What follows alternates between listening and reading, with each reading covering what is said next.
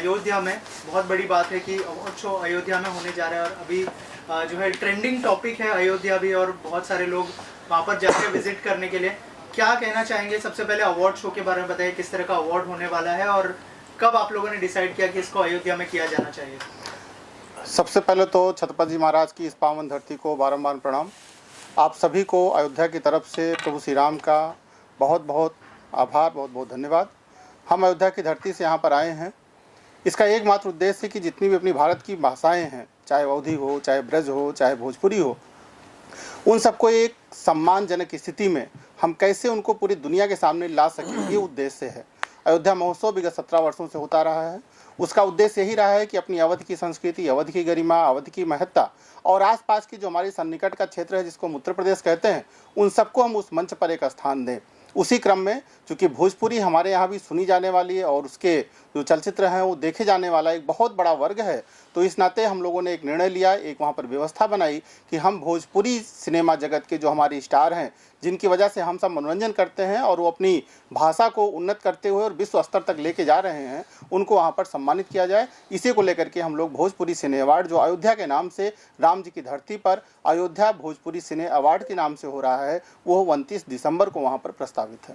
Sir, कई सारे दिग्गज यहाँ पर जुड़े हैं। कुणाल सर को हम देख रहे हैं, और कौन से दिग्गज इस अवार्ड शो के साथ जुड़ने वाले हैं? और जैसे आपने कहा कि 29 को होने वाला है, तो यहाँ के जो कलाकार हैं उनको भी वहाँ पे बुलाया जाएगा या फिर कैसा प्लान है अगर उस बारे में? देखिए, 29 दिसंबर को जो हम लोग भोजपुरी सिने अवार्ड कर रहे हैं, इसमें जितने भी 2024 में फिल्में रिलीज़ हुई हैं भोजपुरी में, चाहे वो चैनल पर रिलीज़ हुई हों, चाहे वो किसी OTT प्लेटफार्म पर रिलीज़ हुई हों या किसी सिनेमाघर में रिलीज़ हुई हों, उन सभी को उसमें सम्मिलित किया गया है। सभी नॉमिनेशन में हैं, उसके फार्म हैं, वो लोग नॉमिनेशन कर रहे हैं। हम सभी को आमंत्रित करते हैं को अपनी फिल्मों को अधिक से अधिक नॉमिनेट करें, जिससे हमारी जूरी ये सिलेक्ट करे किसको हम बेस्ट हीरो का अवार्ड, किसको हम बेस्ट फिल्म का अवार्ड या बाकी जितने भी उसमें अवार्ड जाने हैं उनका चयन हमारी जूरी करेगी। और सभी को हम आमंत्रित करने के लिए ही इस धरती पर, बम्बई की धरती पर, जो माया नगरी कह सकते हैं या भोजपुरी जगत का एक बड़ा हब बन चुका है, उनको हम सभी लोग यहाँ पर उनको आमंत्रित करने के लिए ही आज यहाँ पर हैं। हमारे कुणाल सर हैं, हमारे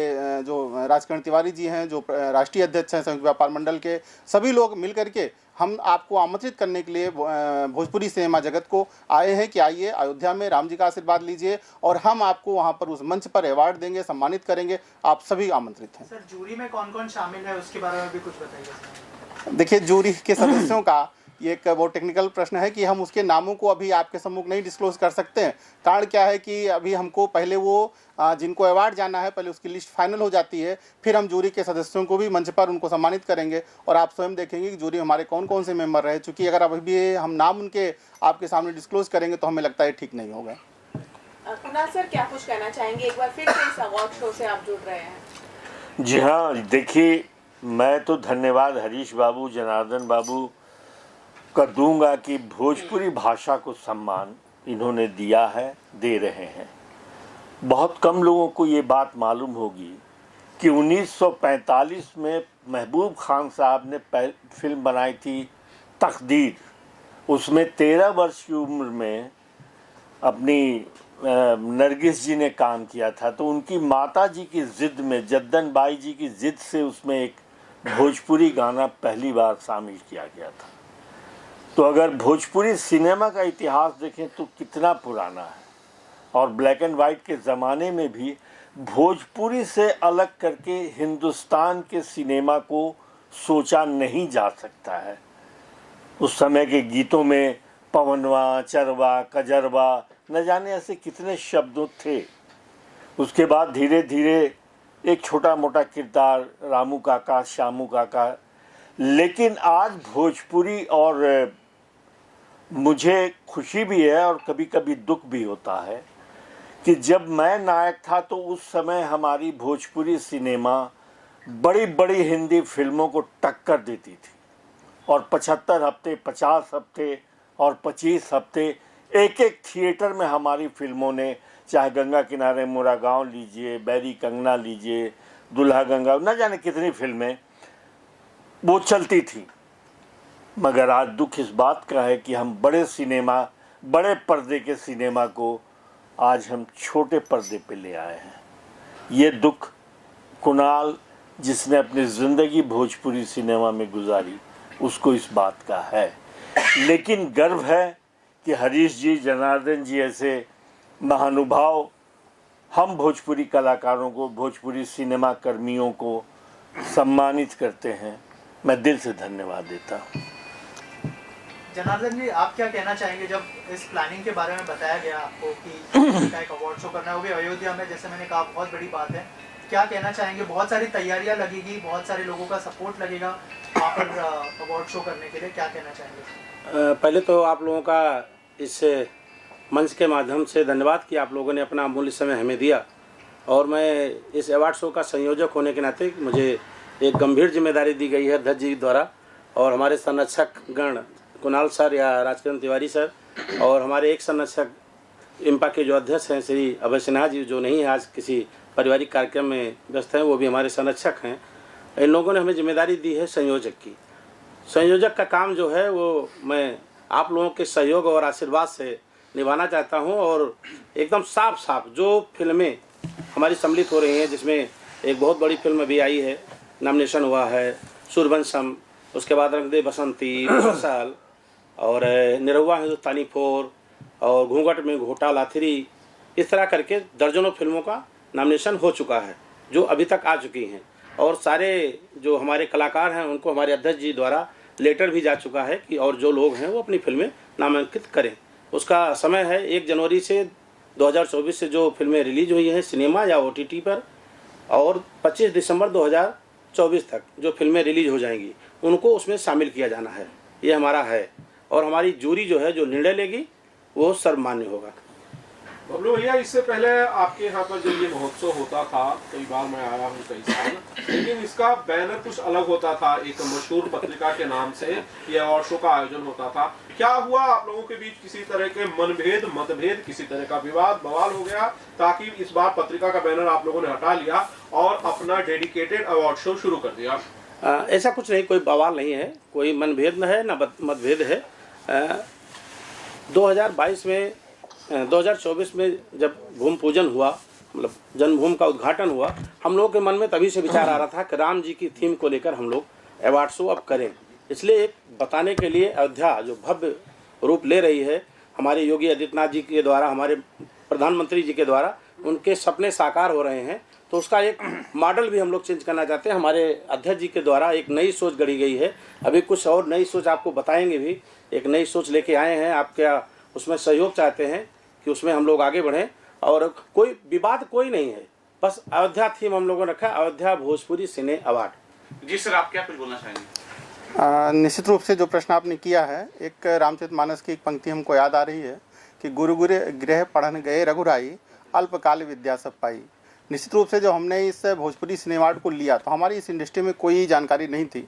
सरल सलील के लोग हमसे मिले और हमें बहुत ज़्यादा उस पत्रिका के बारे में, या हम लोग बहुत बचपन में उसको छिप करके उस पत्रिकाओं को पढ़ते थे, एक ऐसी पत्रिका होती थी, तो उसको हमने उनके साथ शुरू किया। लेकिन हमको लगा निश्चित रूप से कि इसको और बड़ा मंच मिलना चाहिए, और बड़ा इसको नाम मिलना चाहिए, क्योंकि अयोध्या महोत्सव हमारा विगत 17 वर्षों से हो रहा है। अभी हम लोग उसमें 2 वर्ल्ड रिकॉर्ड बना रहे हैं। 7000 कन्याओं का कन्या पूजन होना है, उसमें एक साथ सामूहिक रूप से 7000 महिलाओं का दुर्दुरिया पूजन होना है, यानी एक साथ अयोध्या की धरती पर 2 दिन के अंदर 2 वर्ल्ड रिकॉर्ड बन रहे हैं। तो निश्चित रूप से अयोध्या महोत्सव का जो प्लेटफार्म है वो हमें लगता है कहीं ज़्यादा बड़ा है, और जब हम किसी के साथ कोई काम शुरू करते हैं तो उसको हर आदमी बड़ा करने का प्रयास करता है। हमने उस काम को शुरू किया। आज हमारे मन में इच्छा है कि हम उसको और बड़ा करें, उसको अपने प्लेटफार्म पर लेकर के आएँ, और इस नाते हमने उनके साथ बात किया और उनसे कहा कि भाई हम लोग अपना इसको करना चाह रहे हैं। उन्होंने उसकी सहमति दी, क्योंकि हमारे साथ उनके साथ कोई अनुबंध नहीं था हमारा।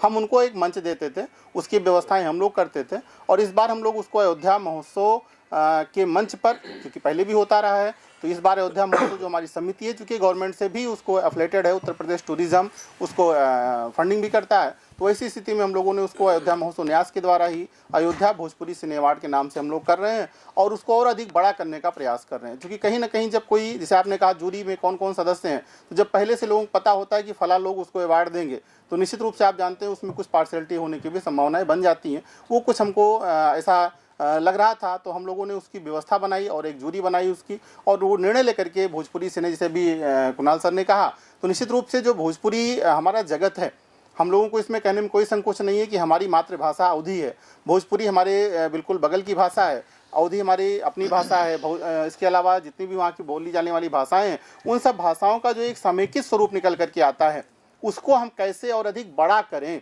इस विषय को लेकर के हम लोग उस पर काम कर रहे हैं। और निश्चित रूप से इसको इस बार और अधिक भव्य और अधिक दूरगामी इसके परिणाम मिले कि अयोध्या में कैसे भोजपुरी के लोग आए, वहाँ पर इंडस्ट्री के लोग आए, वहाँ पर नई फिल्में बनाएं। उस उद्देश्य से भी हम लोग उसको अयोध्या के साथ सीधे जोड़ रहे हैं, क्योंकि वो पहले दिल्ली के साथ जुड़ा हुआ था भोजपुरी, अब उसको अयोध्या के साथ जोड़ रहे हैं कि अयोध्या में उसका हमारे यहाँ निवेश भी हो, योगी जी की मंशा भी है, वहाँ पर और विभिन्न प्रकार की इंडस्ट्रीज आएँ। तो भोजपुरी सिने इंडस्ट्री अपने आप में एक बड़ी इंडस्ट्री है और हम उस इंडस्ट्री को भी अयोध्या आने के लिए आमंत्रित करते हैं और उसी उद्देश्य से कर रहे हैं। सर, बहुत सारे जो भोजपुरी के सुपरस्टार है जैसे रवि किशन जी, मनोज तिवारी जी, क्या उनकी तरफ से कोई सपोर्ट मिलने वाला है या फिर उनकी उपस्थिति क्या हम इस अवार्ड शो में देखेंगे? निरहुआ जी की बात करें। निश्चित रूप से निरहुआ जी तो हमारे यहाँ 3-4 बार उसके पहले भी आ ही चुके हैं, अभी उनसे बात भी हुई है और रवि किशन जी से भी हमारी बात हुई है। सब लोगों ने कहा है कि बहुत अच्छा ये कार्य है, इसमें हम सबका जो भी गिलहरी प्रयास होगा हम लोग इसमें निश्चित रूप से करेंगे और अधिक से अधिक राम जी की। आज तो हम निसंकोच इस बात को स्वीकार करते हैं कि एक समय अयोध्या ऐसी थी कि जहाँ पर किसी के आने से लोग डरते थे।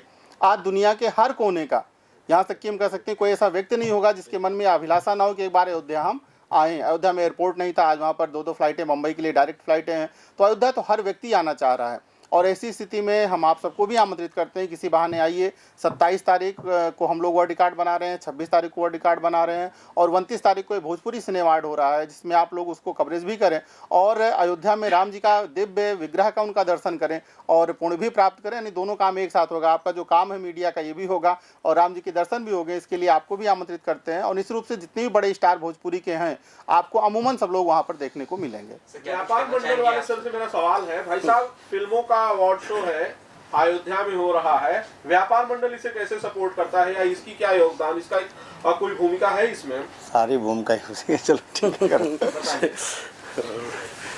चलो ठीक है। ऐसा है, मैं राजकरण तिवारी, संयुक्त व्यापार मंडल का राष्ट्रीय अध्यक्ष। मैं एक ही चीज़ कहना चाहूँगा कि हमारे उत्तर प्रदेश के प्रदेश अध्यक्ष माननीय हरीश श्रीवास्तव जी, जो संयुक्त व्यापार मंडल के अध्यक्ष हैं, और हमारे राज्य संगठन मंत्री मिस्टर जनार्दन पांडे जी हैं और इस पूरे ग्रुप में करीब 5 करोड़ व्यापारी जुड़े हैं जो 14 राज्यों में हैं। और हमारे हरीश श्रीवास्तव जी भी एक भारत संघ के एक बड़े नेता और भारतीय जनता पार्टी के बड़े लीडर होने के साथ साथ में एक व्यापारी भी हैं। तो आप यही समझ लीजिए कि ये जो समागम भोजपुरी हो रहा है ये हमारे सारे व्यापारी भाइयों के सहयोग, सपोर्ट और आप सबके आशीर्वाद से ही हो रहा है। तो इसमें पूर्ण रूप से हमारा यही कहना है कि जो कुछ भी है हमारे प्रदेश अध्यक्ष जी ने कहा है और हमारे राज्य संगठन मंत्री ने कहा है, उस पर हम मोहर लगाते हैं कि वो चीज़ व्यापारियों और सब लोगों के मिलजुल के प्रयासरत ही हो रहा है कार्य। व्यापारी तो बबलू भैया भी हैं जी, बिल्कुल। मैंने तो कह दिया भाई, जब हमने उस चीज़ पे मोहर लगा दी ना, हम उनके राष्ट्रीय अध्यक्ष होने के नाते हमने संक्षिप्त में मोहर लगा दी कि हम सब लोग साथी में उनके तीनों से अध्यक्ष का सहयोग है। पंडित जी, आप व्यापारी नहीं हैं, आप तो फिल्म मेकर हैं, डायरेक्टर हैं। कुणाल जी ने कहा कि भाई एक चीज बड़ी चुभती है कि फिल्में थिएटर में अच्छा करती थी, अब नहीं कर पा रही हैं। आपको इस बात का आपको भी दुख जरूर होता होगा। लाल बाबू जी। हाँ, होता है। पहले तो मैं अयोध्या भोजपुरी सिने अवार्ड जो हमारे जनार्दन जी, हरीश जी अध्यक्ष जी, इन लोगों को बहुत बहुत शुभकामनाएं देता हूँ। कुणाल भैया, चंदन जी, सबको बहुत बहुत शुभकामनाएं देता हूँ। और रही बात आनंद जी, आपने भोजपुरी सिनेमा थिएटर के लिए बोल रहे थे जी, दुख तो होता है सर, है, लेकिन प्रयास है। रोके 2 मिनट। हाँ, आइए। सिनेमाएं अच्छी बन रही है। एक्चुअल थिएटर भी बहुत हमारे यहाँ कम है, लेकिन उसी थिएटर में हिंदी सिनेमा भी अच्छी बिजनेस कर रही हैं। लेकिन कुछ हम हो सकता है हम में कमियाँ हों जो हमारे ऑडियंस चाहते हम नहीं दे पा रहे हैं।